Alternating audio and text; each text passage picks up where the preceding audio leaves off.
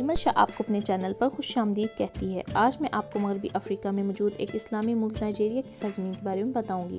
Nigeria کے مشرق میں چاڈ اور کیمرون، مغرب میں بنین، شمال میں نائجر اور جنوب میں خلیج گینی واقع ہے۔ ویسے تو نائجیریا کی تاریخ بہت پرانی ہے، لیکن اسلام یہاں 8ویں صدی عیسوی میں پہنچا۔ 1553 میں برطانویوں نے بنین کا دورہ کیا اور بنین 5ویں صدی عیسوی سے پہلے ہی یورپ اور یوروپ لینڈ کے درمیان ایک تجارتی مرکز بن چکا تھا۔ عرب سے آنے والے تاجروں سے اسلام اس خطے میں داخل ہوا تھا۔ جب برطانوی اس علاقے میں پہنچے تو انہوں نے بھی غلاموں کی تجارت شروع کر دی اور پھر خود ہی 1807 میں اس عمل کو غیر قانونی قرار دیا۔ یکم جنوری 1900 کو برطانیہ نے شمالی نائجیریا کی سرپرست حکومت ہونے کا اعلان کر دیا اور آنے والے کچھ ہی سالوں میں کافی علاقوں پر قبضہ بھی کر لیا۔ عوام میں سیاسی شعور بیدار ہونے کے نتیجے میں 1922 میں مشاورتی کونسل کو ختم کر کے قانون ساز کونسل قائم کی گئی۔ آخرکار یکم اکتوبر 1960 کو الحاجی ابوبکر کو ایک قومی کابینہ کے ساتھ وزیر اعظم منتخب کیا گیا اور آنے والے 3 سالوں کے بعد یہ ملک وفاقی جمہوریہ نائجیریا بن گیا۔ حکومت برطانیہ کے علاوہ اس ملک پر کوئی بھی اور ملک حکومت نہ کر سکا، حالانکہ نائجیریا کو جرمنی اور فرانس سے بے حد خطرہ لاحق تھا۔ 9,23,766 مربع کلومیٹر رقبے کے ساتھ یہ افریقہ کا 14واں جبکہ دنیا کا 32واں بڑا ملک ہے۔ اس ملک کی آبادی 1900 کروڑ کے لگ بھگ پہنچ چکی ہے اور یہ ملک آبادی کے لحاظ سے پاکستان کا بعد دنیا بھر میں 7ویں نمبر پر شمار ہوتا ہے۔ نائجیریا کے لوگوں کو نائجیرین کہا جاتا ہے۔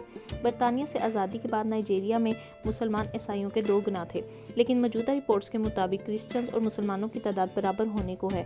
انگریزی زبان نائجیریا کی قومی اور دفتری زبان ہے، لیکن روزمرہ زندگی میں انگریزی بہت کم بولی جاتی ہے۔ نائجیریا میں 500 سے زائد زبانیں قبائل کے حساب سے بولی جاتی ہیں۔ نائجیریا میں حکومت کی طرف سے قائم کیے گئے تعلیمی اداروں میں پرائمری سے لے کر اعلیٰ تعلیم تک مکمل تعلیم بالکل مفت ہے اور تعلیم کی ریشو 70% کے قریب ہے۔ نائجیریا میں ابھی تک تعلیمی اداروں میں حاضری کو یقینی نہیں بنایا جا سکا۔ بہت اقدامات کے باوجود بچے اسکولوں کا رخ نہیں کرتے۔ نائجیریا کے بارے میں اگر دلچسپ حقائق کی بات کی جائے تو نائجیریا میں اس وقت بھی 250 سے زائد قبائل موجود ہیں۔ نائجیریا کی کرنسی کو نائجیرین نائرہ کہا جاتا ہے، جو کہ پاکستانی 1 روپے کے بدلے میں 3.41 آ جائیں گے۔ نائجیریا کی کرنسی نائرہ کو 1949 میں پہلی بار متعارف کروایا گیا تھا۔ وقت کے لحاظ سے نائجیریا پاکستان سے 4 گھنٹے پیچھے ہے۔ نائجیریا کا کالنگ کوڈ +234 ہے۔ نائجیریا کی صرف 25% آبادی ہی انٹرنیٹ کا استعمال کرتی ہے۔ نائجیریا میں internet speed 2 MB per second کے قریب ہے۔ دنیا میں سب سے زیادہ جڑواں بچے نائجیریا کے ہی ایک قبیلے یوروبا میں پیدا ہوتے ہیں۔ 1984 تک نائجیرین لوگوں کو UK جانے کے لیے ویزے کی ضرورت نہیں ہوتی تھی۔ نائجیریا دنیا میں تیل پیدا کرنے والا 12واں بڑا ملک ہے۔ نائجیریا کی آمدنی میں تیل کا بہت اہم کردار ہے۔ ملک کی تقریباً 85% آمدنی کا انحصار تیل سے حاصل ہونے والی آمدنی پر کیا جاتا ہے۔ تیل کے علاوہ زراعت نائجیریا کی معیشت میں اہم کردار ادا کرتی ہے۔ کاجو، تل، پھلیاں، مکئی، تربوز، کیلے، سویابین، شکرقندی، چاول اور باجرہ نائجیریا میں پیدا ہونے والی زراعت کی اقسام ہیں۔ تقریباً نائجیریا کی 70% آبادی زراعت کے شعبے سے منسلک ہے۔ زراعت کی زیادہ تر اشیاء ملک کے اندر ہی استعمال ہوتی ہیں، جبکہ تیل کے علاوہ نائجیریا میں سب سے زیادہ ربڑ ایکسپورٹ کی جاتی ہے۔ سونا، لوہا، زنک، چونے کے پتھر اور قدرتی گیس جیسے بے شمار ذخائر نائجیریا کو دنیا کے امیر ممالک کی صف میں لا سکتے ہیں، لیکن نائجیریا میں ابھی تک مائننگ انڈسٹری زوال کا شکار ہے۔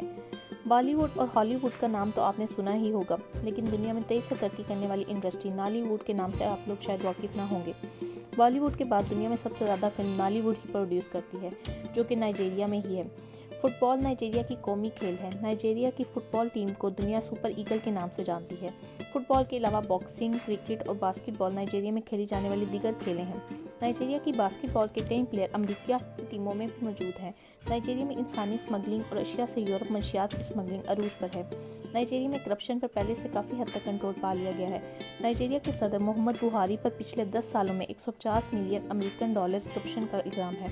نائجیریا میں بھی لوگوں کو ووٹ پاکستان کی طرح 18 سال کے بعد ہی دینے کا حق حاصل ہے۔ نائجیریا میں انسان کی اوسطاً عمر 53 سال ہے۔